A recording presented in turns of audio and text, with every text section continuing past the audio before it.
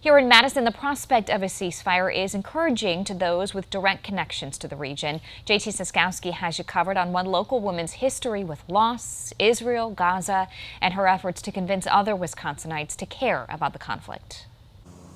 While quiet Madison neighborhoods like this one might feel a world away from the conflict in Gaza, for some who have a direct personal connection, the fight for peace there begins with action here.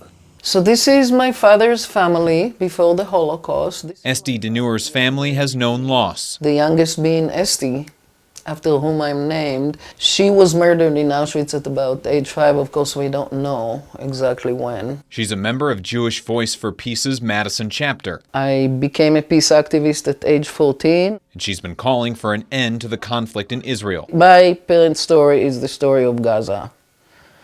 And I think that that's one reason I care so much. Esty's story begins much closer to Gaza than her Madison home. So I was born in Israel on a kibbutz to a father who survived the Holocaust, unlike more than half of his family, and to a mother who survived the Nazi Blitz on London. She's trying to convince her fellow Wisconsinites to oppose a war that has claimed more than 40,000 lives. Because the truth is that the armaments come from here. She believes those who don't share her direct connection should still feel invested. Shouldn't this money stay here and do what needs to be done here? If not financially, then morally. We have to stop slaughtering people who have done nothing.